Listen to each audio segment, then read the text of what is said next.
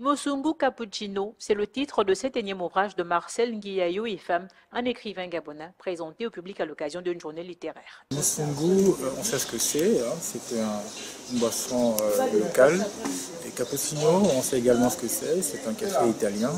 Alors l'idée pour moi, c'était d'imaginer un mélange des deux pour signifier la complexité de mon personnage. Comme je l'ai dit lors du café tout à l'heure, c'est un personnage complexe qui ne laisse pas indifférent et qui peut susciter autant de réactions favorables que défavorables. Rédigé sur plusieurs dizaines de pages, le roman adressé à tout type de lecteur a inspiré de l'histoire d'une jeune Librevilloise ayant des rapports difficiles avec sa famille. L'inspiration de ce livre, ça part simplement d'une jeune fille que j'ai approchée indirectement dans un quartier de Libreville et qui avait un rapport difficile dans sa famille. C'était la plus intelligente, mais de ce qui, moi, me frappait, elle était totalement niée, totalement invisibilisée. Et donc, c'est de là est partie l'idée de raconter un peu son histoire, d'imaginer son histoire pour pouvoir avoir les réponses aux questions que je me posais. Comme je ne suis pas de la famille, il a fallu que je prenne mon stylo pour commencer à écrire, pour m'inventer une histoire afin de comprendre les raisons qui ont amené cette famille-là à invisibiliser totalement leur propre fille.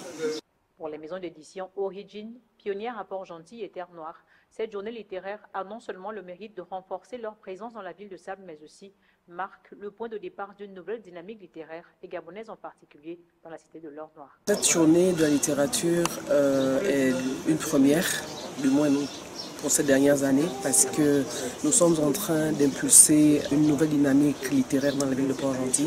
Ce sont des choses qui ne se voyaient plus depuis plusieurs années.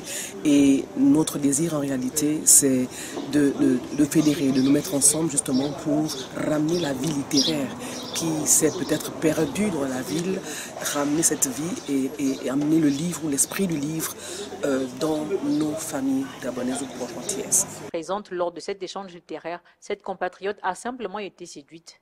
J'ai été agréablement surprise, j'ai découvert le livre et ça m'a donné envie de le lire. Écrivains et maisons d'édition se sont dit satisfaits de leurs labeurs respectifs.